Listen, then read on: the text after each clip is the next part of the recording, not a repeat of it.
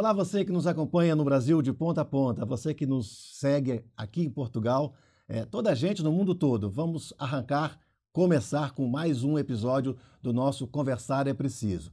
Lembra bem, depois da musicalidade com o Ivan Lima, depois da profundidade poética com Sara Brandão, depois da oralidade da capoeira com o Mestre Chapão, vamos hoje mergulhar no escurinho do cinema. Luz, câmera, ação. Luz, câmera para dar visibilidade a questões que nem sempre recebem o tempo e a atenção que merecem e de que necessitam, ainda mais quando se trata de ancestralidade e futuro. Por isso, conversar é preciso. Meu sonho é ser um presidente. Eu queria ser que nem meu pai, ficar no mato, tirar essa lenha. Eu gosto, eu queria ser igual meu avô, fazer um monte de coisa de índios. Como ele faz, é legal fazer com ele. Fazer o quê? Fazer artesanato. Artesanato, muito bem. E assim, nada melhor do que receber no nosso programa um profissional que tenha legitimidade para falar criticamente sobre tudo que põe nas telas. Seja bem-vindo, Carlos Pronzato.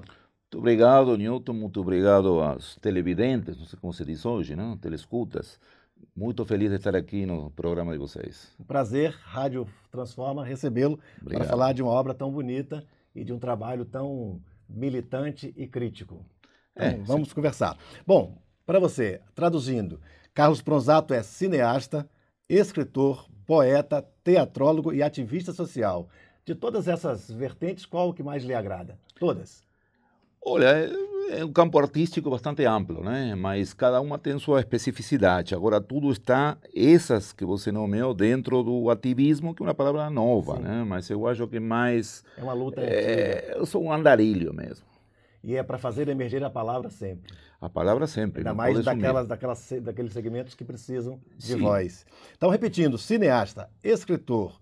Inclusive, vamos falar daqui a pouco sobre uma das suas obras. Imagina que é Poemas para Resistir. Resistência em forma de poesia. Isso é maravilhoso.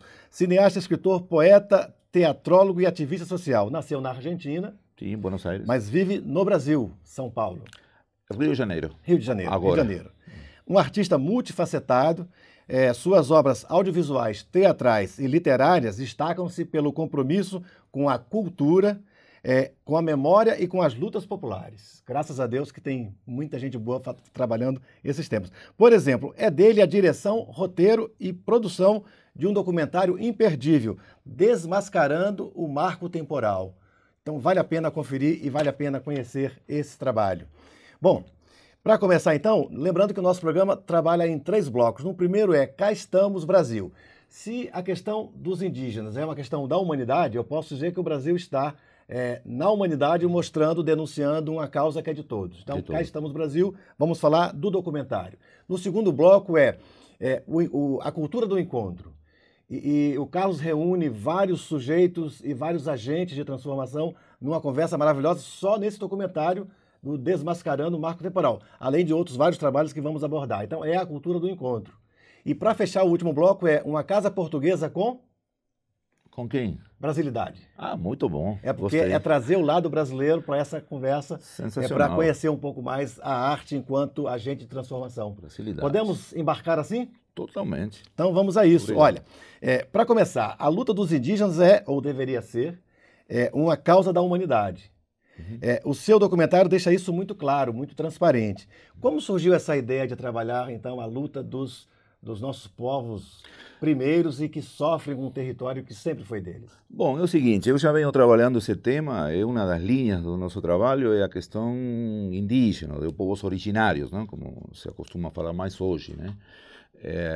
Inclusive, eu trabalhei no Chile com um povo que nem gosta de ser chamado indígena, que são os mapuches, que significa povo da terra. Sim. Eles não são indígenas, não somos indígenas, somos mapuches. O indígena é um nome imposto. Não? A pessoa que chegou aqui, quando já existíamos, e colocaram índios, indígenas, então isso não existe. Né? Então, eu já tinha trabalhado esse tema e outros mais sobre a questão, inclusive na Bolívia, e outros trabalhos da temática no Brasil, como as retomadas de terra em Mato Grosso. não sei se você lembra, em 2016, no governo Dilma, tinha aquelas retomadas dos territórios Guarani e Kaiowá. Em 2019 fizemos outro sobre uma questão histórica, da época da fundação do Rio de Janeiro, a Confederação dos Tamoios, a última batalha, quando os tamoios se aliam aos franceses, Tupiniquim com os portugueses, e tem uma baita de uma guerra, não, que parte do genocídio dos milhões de indígenas, ou do povo originário que sumiu do continente, né? Um grande vácuo humano, talvez o maior genocídio que aconteceu na América, não? A partir da chamada conquista, não? Pelos espanhóis, pelos portugueses, naquele período. E então, esse tema chega por quê? Porque o marco temporal é um absurdo jurídico brasileiro, não? Que quer retirar as terras dos indígenas. Travestido de solução. Sim, a partir de 1988, época constituinte. Como dizer, o indígena não estiver em 88, a partir dessa data, não estiver nessas terras, não é dono dessas terras. É um absurdo. Criminoso. Comecei a pesquisar e teve muitas marchas já anos antes do ano passado. E eu não tinha participado. Aí quando chegou essa questão da repercussão geral, que é delimitar uma única aldeia, um único povo, no Brasil, tudo o que acontecesse nesse povo, aconteceria no Brasil. Por isso que é repercussão geral. Qual é esse povo? Os Laclanojoclén, que estão em Santa Catarina. Aí que eu fui. Ninguém foi ali. Todo mundo ia a Brasília, nas marchas. Sim. E eu digo, ir a Brasília, eu estou cansado de ir a Brasília, esses protestos, já participei muito, mas hoje perdi um pouco esse pique de estar indo nos protestos contra qualquer presidente que estiver lá, tem que ir lá e protestar. Então, vamos tentar fazer uma coisa diferente. E fui lá em Santa Catarina, no Vale de Itajaí, conheci os Laclanó, graças a um pessoal da militância, inclusive petistas que estão lá. Isso exatamente em que ano? Foi o ano passado, 2023, não foi em junho, em abril, eu acho, não? Ou seja, considerando que Santa Catarina já era um dos estados mais... reacionários. Reacionário. Não ia falar o nome do sujeito para não estragar a conversa, mas reacionários politicamente. Sim, tem uma grande porcentagem. Que foi trabalhar exatamente num tema bastante... Sim, mas eu já rubro, como se diz em Portugal. Sim, mas eu já estava trabalhando bastante num estado que está ao norte de Santa Catarina, que é Paraná. Sim. Que talvez seja a mesma temática de reacionarismo. O olho do furacão do fascismo está lá no sul, né? Fascismo. E trabalhamos com Renato Freitas, que é um vereador, você sabe, não? Sim. Que foi atacado na questão racial, foi tirado o mandato, ele recuperou o mandato, fizemos um filme com ele. Então, em Paraná eu já vinha trabalhando. Então, em Santa Catarina era quase que tá. E em Santa Catarina fizemos um outro filme sobre uma vereadora, uma mulher, a única mulher de 13 vereadores que tinha uma pequena cidade, que foi destituída do mandato justamente por questões de gênero. Maria Teresa Capra. Então, fizemos também esse mesmo documentário no mesmo ano. Em Santa Catarina, fizemos 2. E ela recuperou o mandato, agora continua com o mandato, mas foi um absurdo também. Lembra a cidade? Lembra o município, não? Sim, São Miguel do Oeste. São Miguel do Oeste. SMO. E ela foi retirada do mandato porque ela denunciou uma saudação nazista.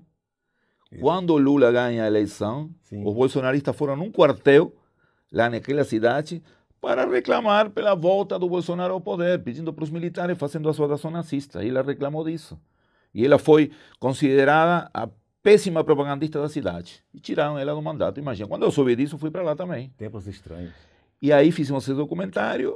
E depois, se não me engano, foi esse aqui do marco temporal, que eu acho um tema fundamental, que agora também está em ebulição novamente. E que necessita de voz. Sim, e o filme tem dado muito tema para discutir, porque a gente faz esse trabalho mais para propor uma reflexão, um debate e provocar uma ação política, né? Exato.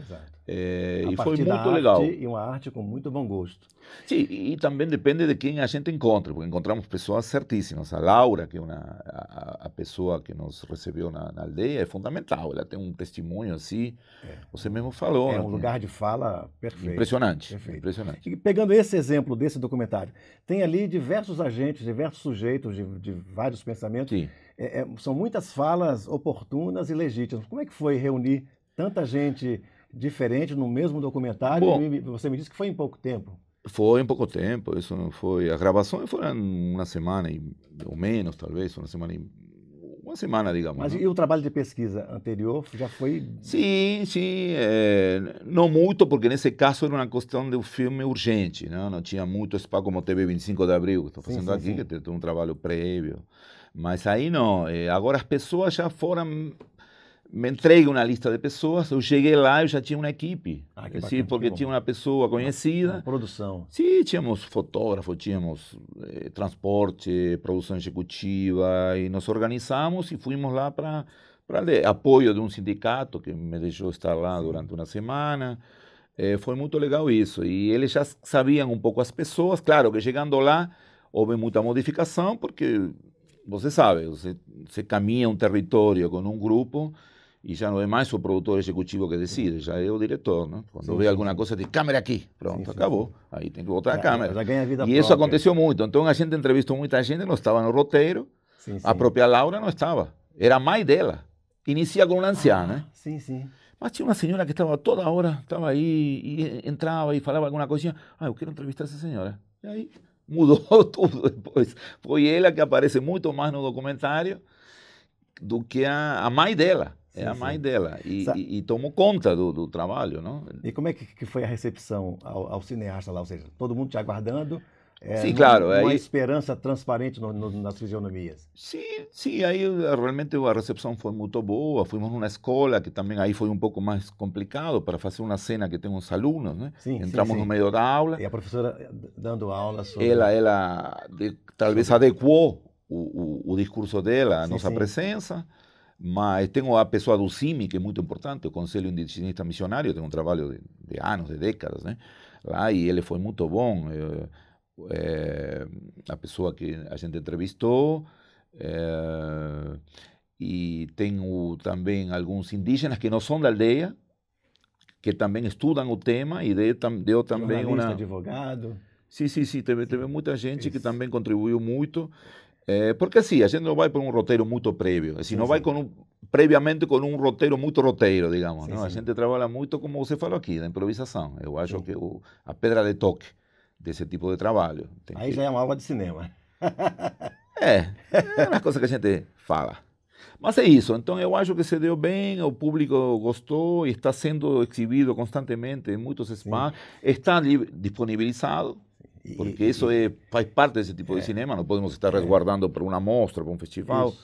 Ganhamos o festival ano passado, no Rio, o Fica Eco, Festival Internacional de Cinema Ambiental e Ecológico, com esse documentário, em novembro, se não me engano, no Rio de Janeiro. Isso, durante a conversa nós vamos exibir alguns fragmentos, mas aí fica o convite para que o nosso espectador possa buscar o filme. O sotaque argentino, em momento nenhum, atrapalhou? Ou criou resistências, ou seja, Pelé, Maradona, Messi? Não dava tempo para isso, né? Não sei se é bastante conhecido o sotaque, porque somos países limítrofes, né? Eu sempre mantive esse sotaque, poderia ter mudado, me preocupava um pouquinho, né? Sim.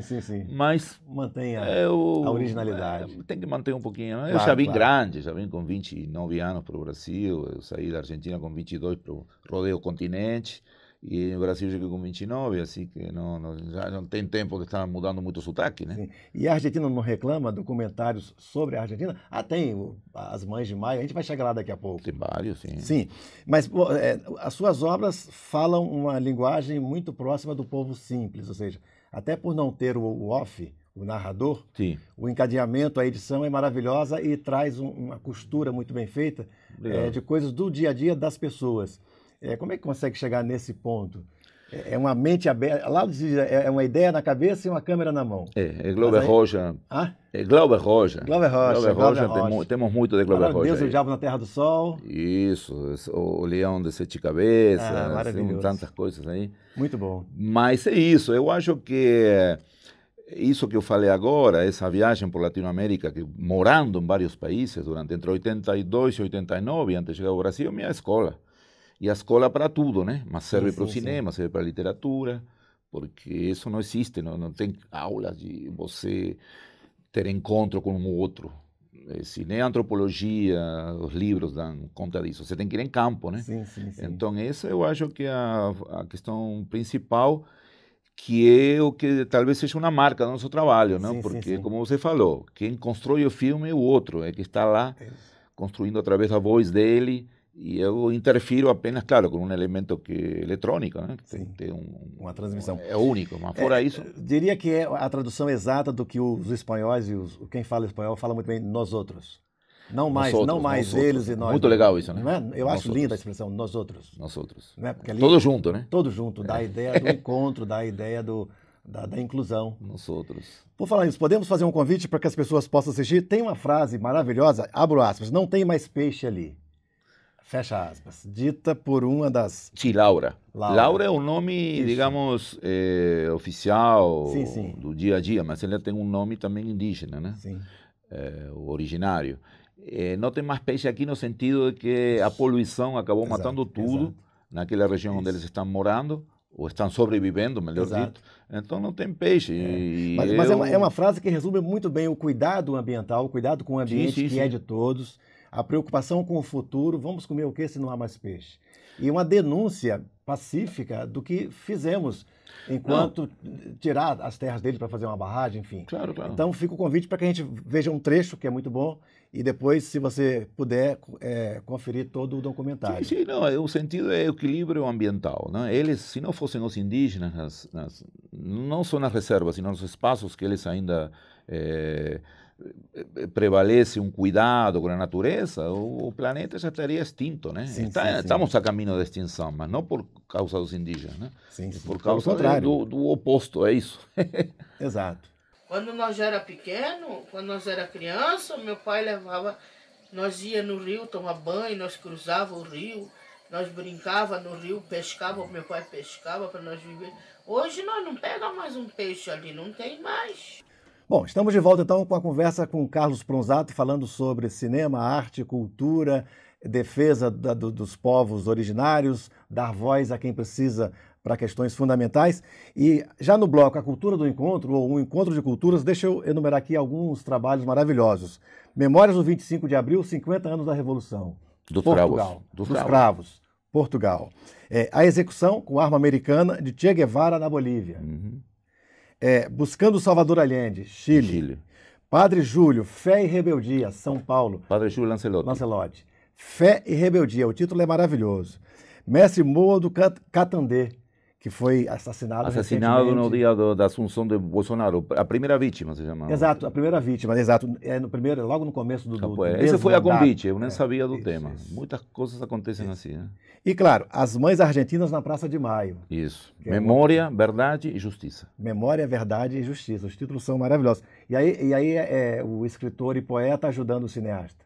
Ou é o cineasta cobrando dos demais? Esse tipo de livros, assim, de uma poesia mais de combate, surgem depois dos filmes. Dependendo, não são todos, mas o Braskem surgiu o livro, sim. Marighella, Che Guevara, Brumadinho, que foi um desastre. Vale do Rio Doce. Vale do Rio Doce, que destruiu. Primeiro ela tirou o Rio Doce do nome, passou a ser só Vale. Exatamente. Depois tirou o Rio Doce da sociedade, que acabou com o Rio Doce. Sim. Não, E é lamentável. Maior empresa mundial de aço e destruiu praticamente, matou 300 pessoas. Exato. E a responsabilização praticamente nenhuma até agora. E a gente fez o documentário. Sim. Que se chama, como é o nome do documentário? A Tragédia de Brumadinho. O crime vale no Brasil. O crime vale de Rio Doce no Brasil. O crime da Vale, ou seja, vale a pena ser criminoso no Brasil. Isso, a tragédia de Brumadinho. Genial. E daí surgiu um livro de poemas, são 20 cartões postais, que se chama, é uma homenagem a Drummond de Andrade, estamos falando hoje de Itabira, dele. que é uma cidade que ele dizia, hoje Itabira é só um retrato na parede. Sofre isso. Por causa da Vale. Tem duas homenagens. O Drummond tem um poema chamado Trem Mineiro, e eu fiz o Trem Mineiro. Que são intermináveis vagões carregados de minério que vem para aqui. Que vem para aqui, que vão para... Exportação da riqueza. E o povo cada vez mais pobre. E daí surgiu um livro que também é uma homenagem ao título, que é Alguma Poesia para Brumadinho, que é o primeiro livro de Drummond, é Alguma Poesia. Exato. Então, que coisa boa, coisa bacana. Aí. Mas como é que é conseguir levar essa questão cinematográfica para assuntos tão emblemáticos, digamos, polêmicos e que às vezes muitos não querem nem tocar no assunto para fugir da discussão. Bom, o primeiro ponto é que eu faço pouquíssimas reuniões, entendeu? Eu tenho uma ideia, e como fazia Glover, ideia e uma câmera na mão, uma ideia da cabeça, e também não passo por nenhum processo, eu não participo de editais do Estado, de linhas de financiamento, nada. Raramente, só quando alguém ganha um financiamento, me chama para dirigir, eu vou. Tudo bem, dependendo do tema. Agora, em geral, não. A gente faz porque se pode fazer. Sim. Um livro você escreve, pega uma caneta, escreve, pega uma câmera hoje, filma. Mas essas temáticas polêmicas não dificultam patrocinadores? Claro. Sim. Não, é o seguinte... Você não canta como convém, nem conta como convém. Você vai em assuntos que a sociedade talvez queira negligenciar. Não, acontece o seguinte, quando eu vou fazer um trabalho mais ligado a um tema cultural... Sim, sim. Aí dificulta, porque sabem que não, esse cara aí é o que fez aquele filme contra a Braskem, por exemplo. Fiz o filme contra a Vale de Rodossi.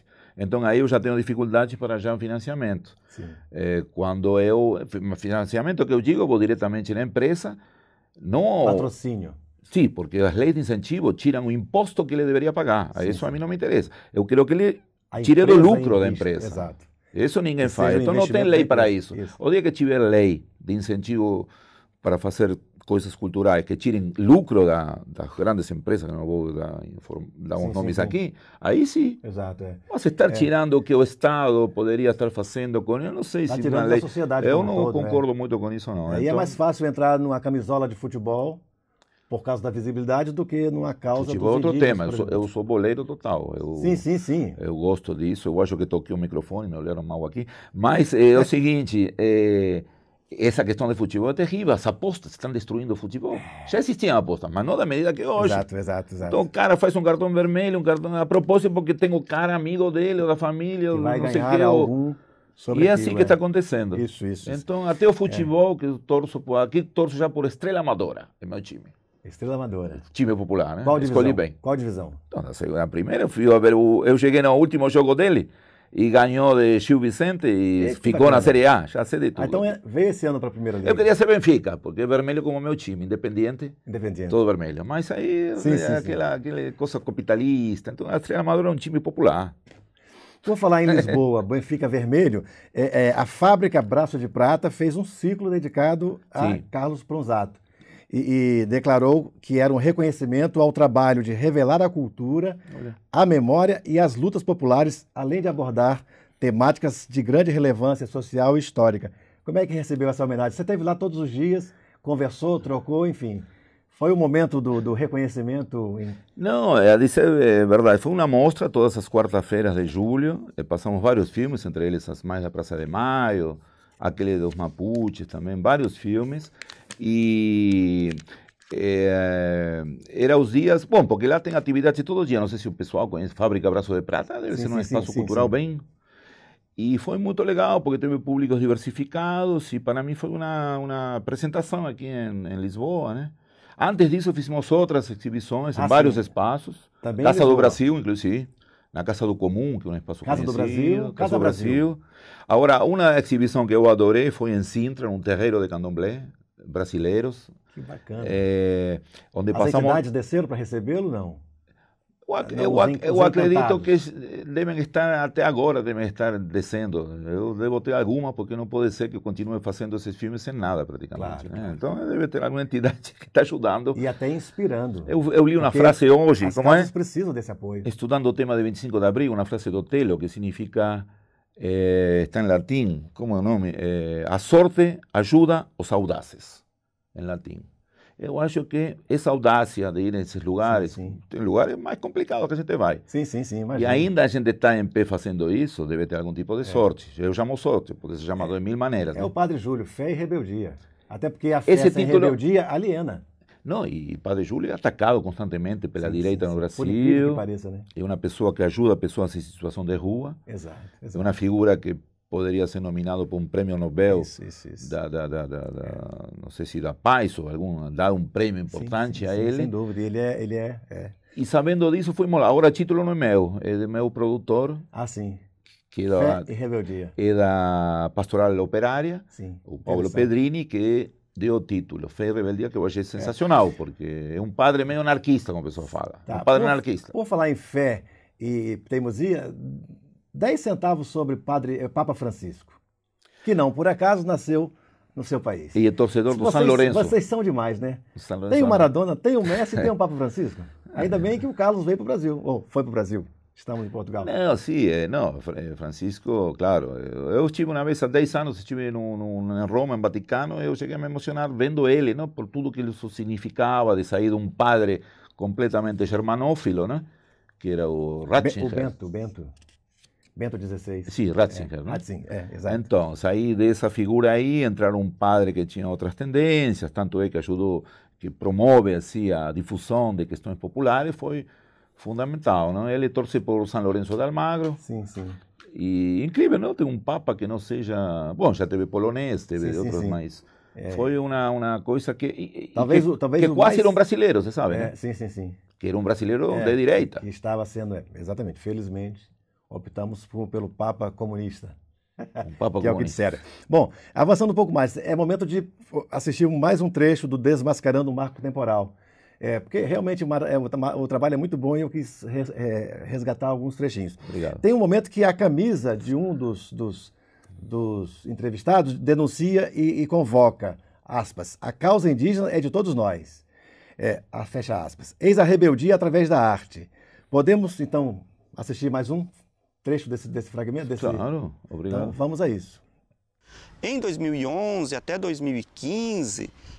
a bancada ruralista usou como principal instrumento de ataque a PEC, Proposta de Emenda Constitucional número 215. Eles só não aprovaram a PEC porque houve toda uma resistência, uma resiliência dos povos e seus aliados, dentre os quais o próprio CIMI, né, que estiveram, enfim, na linha de frente a essas agressões, a esses ataques desses setores no âmbito do legislativo, e eles não conseguiram força suficiente para alcançar o número de votos necessários para a aprovação de uma PEC. São necessários... Mais um trecho desse fragmento? Claro, obrigado. Então, vamos a isso. Ok? Bom, estamos de volta, então, conversando com Carlos Pronzato, o argentino mais brasileiro dos argentinos. Tomar um pouco de vinho de Porto aqui. Vinho do Porto. Mas pode ser argentino também, que também é muito bom. Então, já falamos sobre Cá Estamos Brasil, lembrando que a causa indígena reflete no mundo todo e é uma questão da humanidade. Já tivemos, então, a cultura do encontro, que é reunir tantas vozes divergentes e tantas vozes à esquerda, no momento em que o mundo dá uma reviravolta, lamentavelmente, fascista e mais à direita. E agora vamos para uma casa portuguesa com... Brasilidade. Sim, Brasilidade. Para a gente conversar um pouco sobre, então, o papel da arte nesses trabalhos de mobilização, do fazer emergir a palavra, do ser agente de transformação da sociedade. Bom, dentro da sua versatilidade, você também produziu obras, por exemplo, falando da tirania dos bancos. Deve ser o da dívida pública? Sim, sim. Sim. A soberania na corda bamba. Isso, a soberania na corda bamba. Falando sobre juros, sobre a desvalorização da moeda real, provocada pelo Banco Central, que deveria proteger. Mas tem tempo, isso de sim. 2013. Exato. Você não teme ser uma persona não grata pelo Deus mercado que o Frei Beto tanto denuncia? Ou isso não tem importância? Rapaz, se for como Lula, nosso presidente do Brasil, é persona não grata na Israel, se não me engano, aí eu adoro, estou felicíssimo da vida. Isso. Porque não ser pessoa não grata em Israel de hoje, sim. com esse presidente que tem lá, é alabar uma pessoa humana, né? Aí vemos que somos humanos, né? Sim. Então, se é por esse lado, estou felicíssimo de ser não grato aos bancos, né? Aliás, eu detesto banco, né? Eu não sei, eu tenho um cartão aqui porque tenho que ter, porque aqui na Europa não se vive muito com dinheiro na mão, mas se pudesse não teria, né? Fala-se tanto em liberdade, mas na verdade nós não temos liberdade de não ter conta bancária, somos obrigados a ter uma conta em banco. Não, que realmente tem eleições, eu não sei para que são feitas as eleições, porque deveriam ser eleitos banqueiros, né? Presidentes. Né? Essa é uma eleição que seria interessante, exato. Porque iríamos no fundo de quem realmente domina o mundo, né? São os banqueiros, essas pessoas. Então, político é apenas uma representação, como se diz, alguém que comanda alguma coisa por procuração. Eu diria até que é um eufemismo, porque se acredita no financiamento de campanha ou incentivo à campanha. Não é incentivo, é investimento para recuperar logo depois, assim que toma posse aquele grupo, seja de direita, seja de centro, até o centro-esquerda às vezes acaba sendo obrigado a fazer essa, como é que chama? Obrigado, eu acho que já não, eles gostam já. Assim. Eu acho que eles gostam. Exato, se apaixonam pelo poder. Não se pode falar essas coisas? Podemos livremente. O seu trabalho é um trabalho de reflexão, Sim. A sua obra é uma obra de reflexão, Obrigado. E que a gente precisa muito, por exemplo, quando falo do 25 de abril, Sim. para os mais jovens, como é que eles vão tratar desse assunto se não viram a dificuldade que foi o salazarismo? Por exemplo, os que hoje são bisnetos da Revolução Cubana, que não viram a falta extrema lá atrás, como é que eles vão reagir, achando que tudo vem muito fácil? A própria fotografia, hoje, num clique você tem uma fotografia para o mundo todo, e lá atrás do nosso tempo tinha a revelação em quarto escuro, né? Assim. Claro. E se a gente outro processo. Não percebe o quanto avançamos, a gente não valoriza o que está hoje tão facilmente trazido. Bom, e tem uma frase sua no artigo no jornal À Tarde que é maravilhosa. Abro aspas. Você pode falar a frase. Desculpas não são reparação. Ah, sim, isso foi pelo presidente de Portugal. Mas como é que é a frase? Desculpas não são... Como é que é isso em espanhol? Não, em espanhol não, porque escrevi em português. Assim, em portunhol, isso? Portunhol, eu estou falando eu queria ouvir da sua voz. Não são, eu não sei se está certa. Desculpas não são reparação. Mas é plural ou é singular? Não são ou não é? Eu não sei. Mas não são. Não são Desculpas. Não são reparação. Não são reparação. Perfeito. Que foi sobre foi o depoimento do presidente Marcelo. Então, eu já estava aqui em abril, cheguei em abril para fazer o documentário de um tema que eu sempre li sobre o tema. Então, digo, vem o centenário, é a oportunidade. Eu vim aqui, estou aqui desde abril. E ontem justamente finalizamos o filme, agora vai passar por um processo que eu sempre faço, que é exibir, tipo umas 10 exibições em diversos espaços, assim aberto, para depois fazer as correções finais. Sim. Porque pode ter erro, pode ter alguma questão que não é pertinente, saber se está tudo no ritmo certo, está na proporção certa, porque são muitos blocos devidas. Isso, então, aí chegando... Aqui, nesses dias, teve um encontro com um jornalismo, o presidente português, e ele soltou essa frase, né? Eu digo, pô, isso é uma bomba, né? Aí eu saí na rua perguntando a amigos, pessoas, e ninguém dava bola aqui. Pô, ninguém dava bola. Aí eu entrei em contato com o Brasil e falaram, pô, que sensacional isso. Agora, tem algumas pessoas que sim, principalmente pessoas negras, que eu conheço de Brasil que estão aqui, sim, acharam que isso foi uma frase importante, mas a outra parte de uma esquerda local, não, o cara está louco. Não se fala isso do presidente daqui, está louco. Mas não sabia que estava louco. Foi criticado por isso. Foi criticado. Mas aí escrevi o artigo, escrevo a cada 15 dias um artigo nesse jornal e resolvi escrever esse aí. Ah, então já tinha um espaço no jornal. Sim, eu tenho a cada 15 dias... A cada 15 dias eu escrevo, e no início escrevi 2 ou 3 artigos aqui sobre Portugal. Aí digo, para, porque vou ter que... E aí, como agora estou na casa de um amigo que tem TV do Brasil, aí eu já me entrei de novo no Brasil. Então, eu estou vivendo entre Portugal e as informações do Brasil. Isso me permite estar ligado ao que acontece lá também, porque eu já estava muito ligado aqui, nos artigos. Mas então, essa reparação eu acho que é fundamental, né? Perfeito. Não sei de que maneira, mas ele soltou algumas ideias, coisa que outros países já estão fazendo há muito tempo, França, Inglaterra e Portugal não faz, inclusive muita gente é contra, é isso que não consigo entender, como você pode ser contra. O título do artigo vai cirurgicamente no ponto, ou seja, desculpas não resolve, ou seja, a dor continua e há que se discutir sobre isso, há que se conversar sobre isso, até porque conversar é preciso. Com certeza, sempre, no meio do programa. Nesse tema também. Então foi muito interessante ler o artigo e ver esse trabalho. O título foi seu também? Sim, aí sim. Os artigos geralmente são meus, não tenho alguém que está...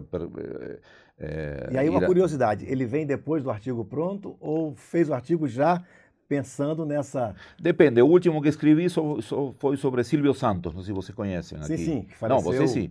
Mas em Portugal não sei se é conhecido. Acho que sim. O maior comunicador do Brasil. Foi... E o título foi Quem Quer Dinheiro, porque já entrei com o título, porque que é um quadro que é o programa dele. O bordão mais famoso. Então, alguns títulos já, por exemplo, tem outros que... Bom, tem muitos títulos aí, eu poderia... Todos criativos. Eu diria até que mais publicitários do que jornalísticos, ou seja, mais poéticos do que jornalísticos. Isso é maravilhoso, porque eu acho que atrai para a leitura. Mas deixa eu perguntar o seguinte, considerando essa frase, entre desculpas e eufemismos e verdade, de Che Guevara aos 50 anos da Revolução dos Cravos, o que você diria que avançamos, em que avançamos, do ponto de vista social, histórico, ou em alguns pontos retrocedemos? Que balanço você faria dessa militância? Porque me chocou muito o Brasil dar um salto tão para trás naqueles 4 anos. Argentina agora também. Argentina agora também? E outros países E outros também. países. Como é que você faz essa avaliação do quanto avançamos ou pelo contrário, recuamos? Não, há um recuo político, institucional, né? Vamos diversificar o campo político, porque tem um campo político de milhões de ocupações, de pessoas que lutam de outras maneiras que não saem no jornal nunca, e é por isso que as eleições permanecem. Isso. Que se o pessoal soubesse realmente as propostas de grupos, de indivíduos que estão lutando de umas outras maneiras, o resultado seria o estabelecimento de como se reproduz através de eleições bianuais, não? Porque são a cada 2 anos, são a cada 4. A cada 4 presidenciais, ou 5 em alguns países. Sim, a cada 2, por exemplo, de legislativas. É outra questão. Então, ali nesses espaços, isso não tem avanços. Agora, no geral, especialmente na juventude, ou pessoas, digamos, até os 30, 40 anos, se perdeu muito, você não encontra receptores. Eu mesmo vejo, por exemplo, o Che está esquecido. Eu fui passar o filme do Che e me olhava meio assim, Che Guevara. Mas plateia cheia, mais ou menos? Depende. Qual? Dos últimos? No Che. Quando Pouca gente. Antigamente, me lembro quando a gente lançou um filme, esse filme, em 2007, foi o maior público num cinema, foi em Salvador, 2007. na Biblioteca Central, foi 200 e poucas pessoas. Gente, em 2007, eram os 40 anos da morte dele, né? Eu fiz o filme naquele período. Mas ele foi como caindo. Mas agora, como vem o centenário da Amílcar Cabral, que é quase contemporâneo do Che, Amílcar nasceu em 24, se não me engano, morreu em 73. Esse ano. Sim, o Che nasceu em 28. Então, reaviva aquele período. É o que eu quis fazer com 25 de abril. Sim. 25 de abril, aqui é presente, mas fora de Portugal, sim. não é presente. As pessoas não sabem. Nem na Itália, que eu estive agora, lá tem o abril deles, que é o abril de 45, né? Que é sim. quando acaba o hitlerismo, né? O fascismo. Fascismo. Mas eu acho que essa tentativa de tomar esses temas é justamente para colocar eles em função da atualidade, né? Ir de encontro à atualidade com esses temas, né? E trazer também discursos da época e atuais. Sim. Então, eu acredito que se a gente não estiver revisitando esses temas, eles morrem. Então, essa que é a nossa função. E nossa geração é aquela geração que está no meio do caminho, né? Isso. Vivemos isso, não tão intensamente. Isso, estamos no meio do caminho. E precisamos partilhar isso para as futuras gerações. Mas é uma época que jamais voltará, e se voltará de outra maneira, mas a tecnologia também é um... É que deveria ajudar, mas na verdade é usado muito mais para fins comerciais. Um obstáculo. Bom, quando se fala em cinema, sempre se pensa em prêmios, em reconhecimento, mas muitas vezes censura, muitas vezes dificuldade de produção. O que motiva mais o Carlos? De todas essas questões, o que faz o Carlos pular da cama cedo para pensar um novo documentário, para projetar mais um telão nas salas? O que me motiva é gente nova, conhecer gente nova, como estou conhecendo vocês, lugares novos, temas novos, isso que me motiva. Os prêmios, quando vêm, ótimo. Eu não estou muito nesse mundo, eu não fico procurando festivais, mostras. Eu sei que tem até eletronicamente, você bota um nome aí, aparecem milhões de festivais e a pessoa fica mandando. Eu não sei muito fazer essas coisas. Que é uma coisa bem industrializada, né? A indústria do prêmio. Tem como de doutorado, né? Sim. Na faculdade, né? Pós. É isso. Mas eu acho que a questão o maior prêmio é como se fala no filme, uma coisa interessante, né? Que diz que Spínola, né? Que provocou, depois de ganhar, praticamente cair do céu não, porque ele estava estabelecido que ele seria o presidente da Junta de Salvação Nacional, mas depois ele provoca um golpe, você sabe, né? Sim. E depois ele vai para a Espanha, porque tem que fugir, Sim. E aí comanda ataques terroristas contra quem fez o 25 de abril, né? Então, ele foi condecorado. E Otelo não foi. Então, alguém fala no filme que o que mais vale é a condecoração popular, porque Otelo é uma figura que hoje é cultuada, e Spínola, quem é que lembra de Spínola? Perfeito. Então, é mais ou menos para fazer essa dicotomia. Eu acho que os filmes que a gente faz têm um trânsito popular, porque não passam apenas em cinemas, passam em 10 outros lugares diferentes e cinema. E assim, passam em escolas. Esse documentário da Marco Temporal Eu recebo constantemente, passo nessa escola, passo ontem em Florianópolis, por exemplo. E as pessoas podem assisti-lo no momento que quiser. E além do mais, você está lá. Pode usar em sala de aula, enfim. Outros não. Agora estou preservando um, que é o do Zumbi dos Palmares, que é um tema muito conhecido lá, que não é, mas foi o famoso Zumbi dos Palmares, que resistiu à escravidão, né? E formou o Quilombo de Palmares, não? Resistiu 100 anos. Sim. E é um tema que, como vai ter feriado nacional pela primeira vez no Brasil, dia 20 de novembro, dia da consciência negra, que antes não era, Exato, já eletivo. Exato, Agora preservamos para isso e talvez encontrar um festival, porque também esse mundo de festivais o que dá é a possibilidade de difusão, visibilidade, além da que a gente já tem em espaços bastante até clandestinos alguns e outros não. Antigamente era mais clandestino. Para ampliar o debate. Mas aí só uma curiosidade, um spoiler, vai ter na trilha sonora o Valeu Zumbi, o Kizomba, a Festa da Raça, que é o samba de Luiz Carlos da Vila, da Escola Vila Isabel do Rio de Janeiro, que é Valeu Zumbi, o grito forte dos Palmares. Famoso. É maravilhoso, né? Sim. Não, Você gosta do samba? Adoro samba, adoro tango, samba. É brasileiro. E estou enlouquecido com fado. Com fado. Fado, estou enlouquecido. Digo, eu não entendo como o Brasil não passa um dia na rádio não tem um fado. Nunca escutei um fado na Rádio do Brasil. Nunca. Sim, não se toca. Não se toca fado. E aqui eu vivo na Rádio Amália, acordo Rádio Amália, durmo Rádio Amália, e além do mais... Amália Rodrigues, vai merecer um documentário, talvez? Não... Eu gostaria, mas não sei, aí teria que morar em Alfama, eu só gostaria, é um plano. Mas entrevistamos o Miguel Carvalho, que é um jornalista daqui, de Porto, que ele tem um livro sobre Amália, Entre Ditadura e Revolução, onde mostra a Amália que também participou naquele período salazarista, ajudando combatentes, militantes do Partido Comunista, do PCP, na época.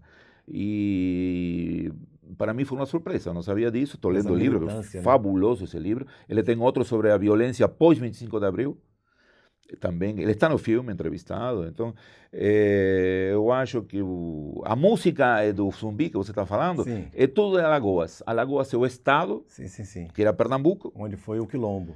Onde foi o Quilombo, então todos os entrevistados são de Alagoas. Coisa linda. Sim. Isso que o pessoal fala no Rio, em São Paulo, o que é esse pessoal? A gente não sabe, porque tudo acontece no Rio, em São Paulo. Coisa linda. Então a gente tenta isso, descentralizar. Descentralizar, que eu acho que é uma palavra fundamental. Para dar voz a todo mundo. Para tudo, descentralizar o poder. Perfeito. Nesse sentido. Por falar em Kizomba, a Festa da Raça, samba, música e luta. Eu vou pegar uma cena que há um close da câmera na palavra genocídio, traçada no corpo de um indígena maravilhoso, e você vai depois abrindo, recuando para que as pessoas entrem na luta. A leitura que eu fiz foi, o que é algo muito específico vai se tornando algo de todo mundo. É uma cena belíssima que eu convido o nosso pessoal para que assista. Então, a mais um fragmento do Desmascarando o Marco Temporal. Podemos? Sim. E a gente volta daqui a pouco para falar dessa obra, que eu estou curioso para saber como é que se faz poesia a partir da resistência. Aliás, de outra maneira, como é que pode a poesia não ser resistência? Porque a poesia não pode servir aos interesses mercadológicos. Mas isso é para daqui a pouco. Vamos primeiro para o fragmento e voltamos daqui a pouquinho.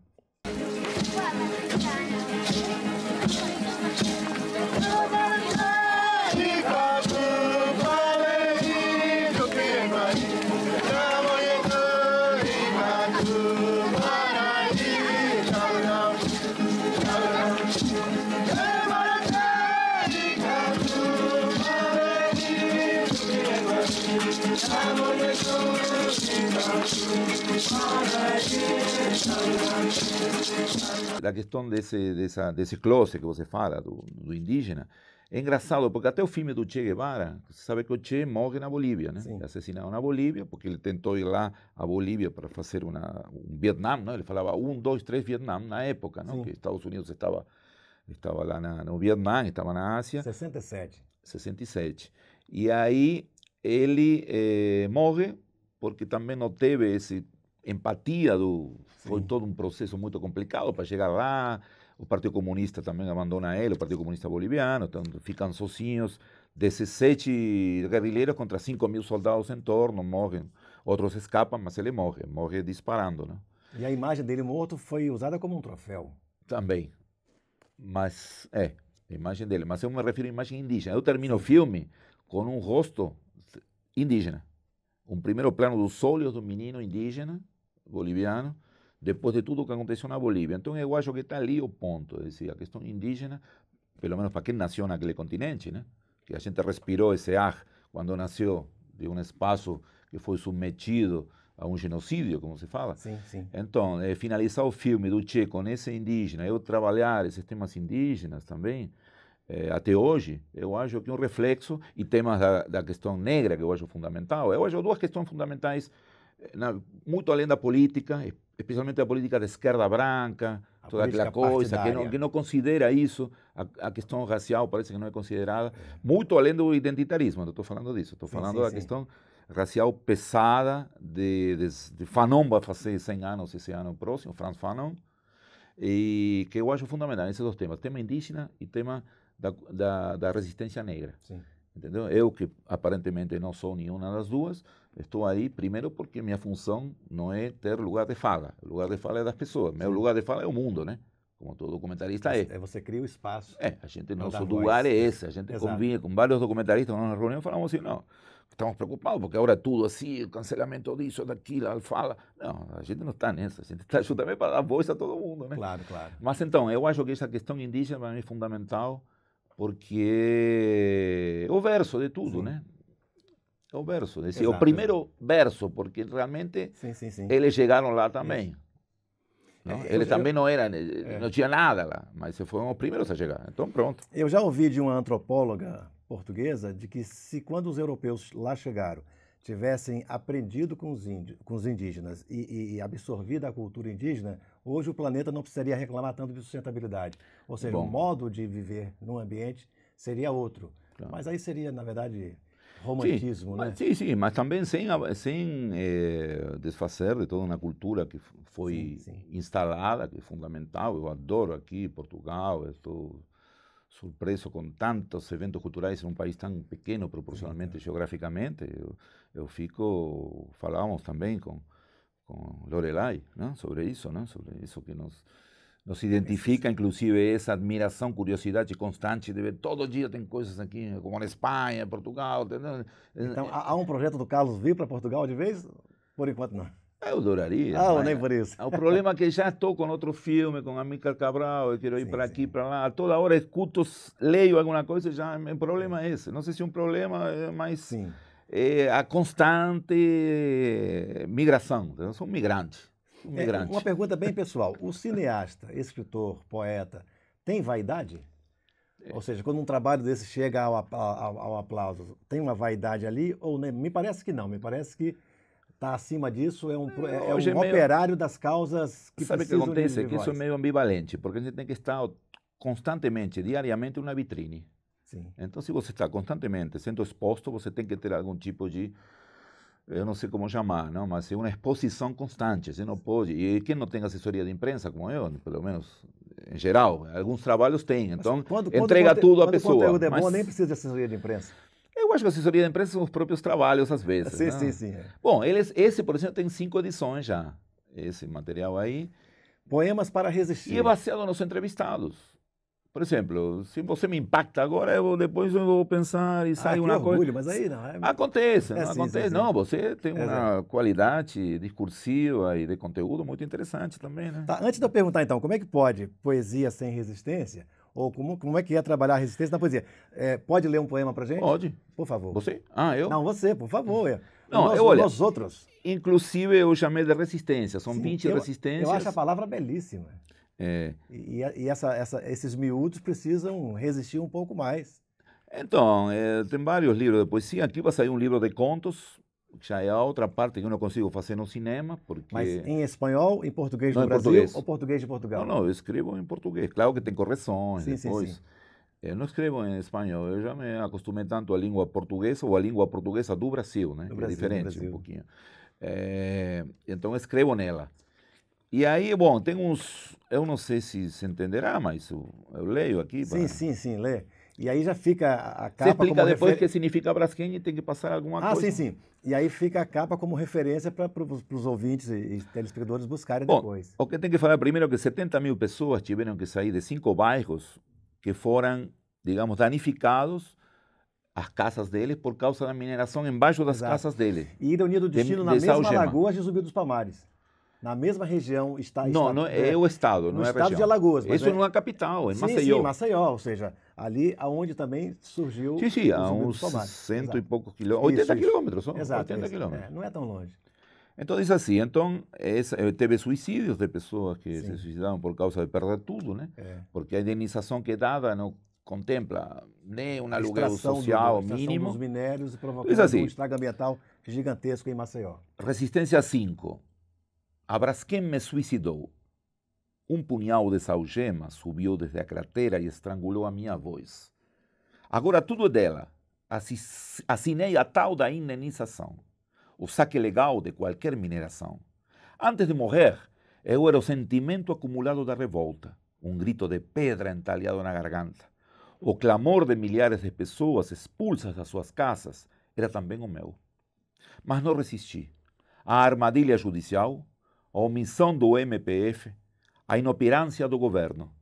Não resisti ao cerco assassino das instituições que a Braskem comprou. Morri. Dizem que é suicídio.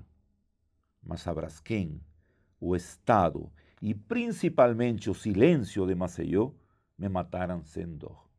Então, esse é o poema. Genial, genial. Pode só repetir o quarto verso? E agora... eu não decoro o que eu leio. Eu gravei, mas depois fugiu da memória. Aqui é maravilhoso. O quarto verso? É que asfixiou... Morri?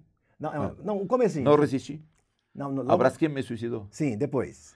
Um punhal de algema subiu desde a cratera e estrangulou a minha voz. Estrangulou a minha voz. E aí entra a questão poética, ou seja, como é que se estrangula uma voz? De várias maneiras. E o poeta tem essa capacidade de trazer. A Cora Coralina diz, olha, Deus de vez em quando me tira a poesia e onde é pedra eu vejo pedra. Isso é divino, isso é genial. Ou seja, o poeta tem a capacidade de ver coisas boas em pedras, mas de vez em quando até o poeta também vê pedra em pedra. Tirar leite da pedra. Além desse, quais outros títulos você pode indicar para que a gente busque e faça leituras? Olha, eu gosto, falando em Che Guevara, tem um que se chama Che, um poema guerrilheiro, que teve 3 edições. Poema guerrilheiro. Che, um poema guerrilheiro. Eu não decoro, se decorasse, mas teria que ver celular, também não tenho aqui. Eu não gosto de ler de celular.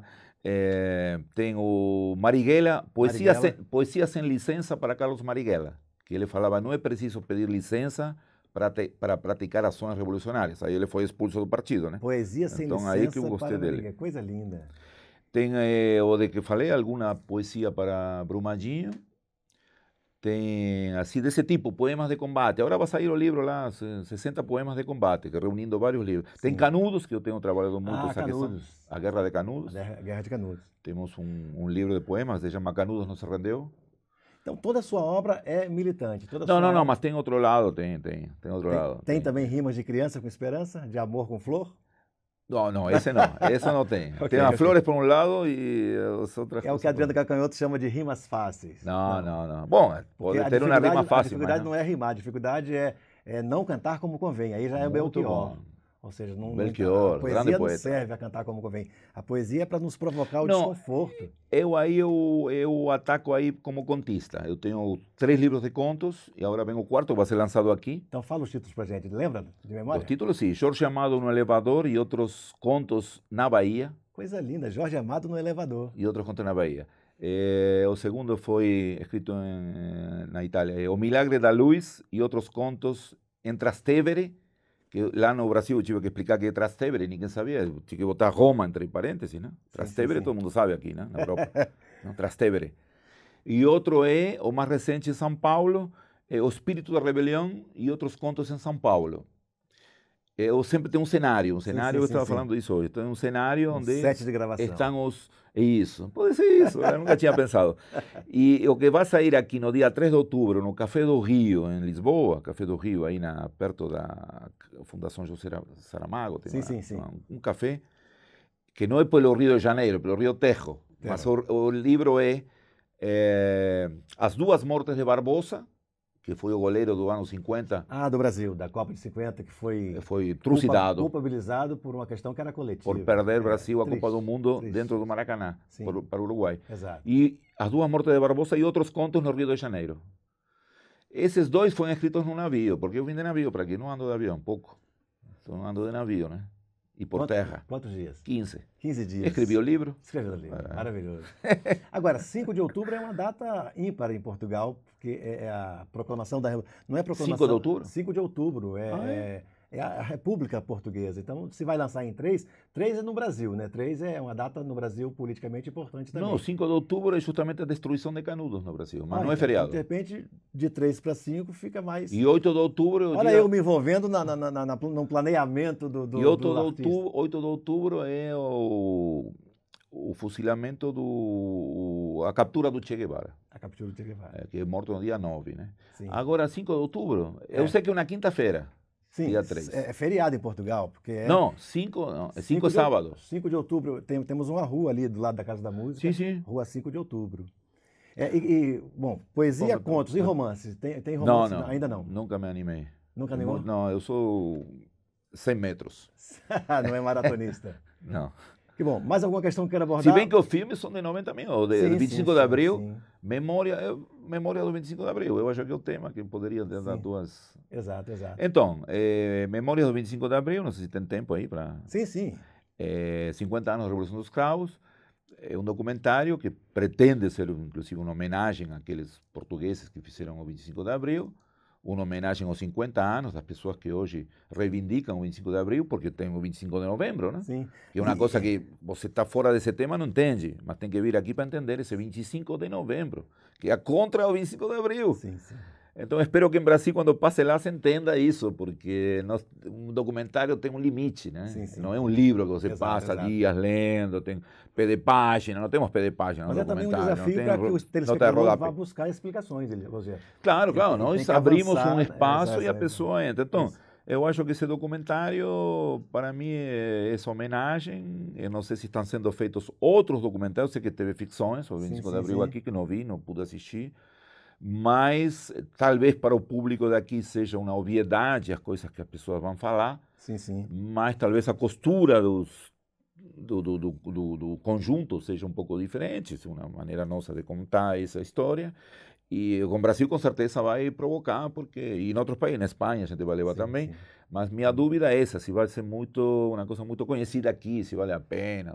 Mas eu acho que as pessoas foram totalmente entregues ao tema, ninguém perguntou nem de onde vinha, né? Queriam falar do 25 de abril. Isso aí E eu estive na festa, no desfile. Aqui também, infelizmente, não pude... Foi um filme feito quase sem produção, não pude ir a Coimbra, ir a Porto, que também teve uma grande...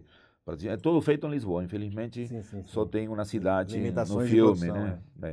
Pois é, já estamos quase caminhando para o final, quase subindo os créditos na tela grande do cinema. Que bom. Mas conversando com você, não sei porquê, eu me lembrei de Pedro Casaldáliga e lembrei de Nelson Mandela e de Leonel Brizola. Não sei, mas me veio assim, da trajetória e do quanto fazem falta. E felizmente o Carlos resgata várias dessas causas e põe na tela para que a gente possa refletir e não repetir tantos erros históricos. Bom, sobre Mandela, vi outro dia um grafite impressionante aqui no bairro de Campo Grande, eu acho. Um grafite imenso, sensacional. Me aproximei, era um grupo de África, de algum país de África que fez esse, mas com apoio da freguesia local. Bom, Brizola, aqui aconteceu a Carta de Lisboa. Você deve saber, foi a tentativa de reconstruir o partido PDT, que virou o nome, que ele perdeu o nome para a filha de Vargas. O trabalhista, Mas foi aqui. Eu tentei fazer isso aí, saí atrás de algumas pessoas, falando, está todo mundo no Brasil e os de aqui já morreram, então pronto. Mas eu tentei, você pode fazer lá. Se conseguir fazer algum material aqui básico, em Brasil se completa. E o primeiro que você falou... Pedro Casaldáliga. Pedro Casaldáliga, um catalã fundamental na freguesia na Araguaia, né? Que Cristo dos nossos tempos. Eu nunca pude fazer nada, não conheci, foi um grande erro. Nunca fui nas romarias dele, mas de alguma maneira está representado em Lancelotti, em Padre Júlio, porque era a teologia da libertação, né?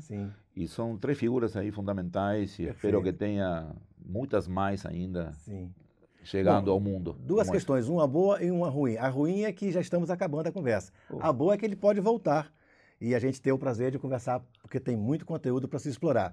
Então, em nome da Rádio Transforma, nosso agradecimento pela presença. Eu que agradeço. E o convite para que volte. Eu que agradeço, fiquei muito feliz de poder ter essa liberdade de falar aqui a partir das suas perguntas e do pessoal aqui que está nos aguantando, me aguantando até agora aqui. Tudo isso porque conversar é preciso. Fecha pra gente com a frase, então. Conversar é preciso. Como disse Fernando Pessoa, o quis dizer quando falou em navegações, ele quis dizer realmente conversar é preciso. Até o próximo episódio.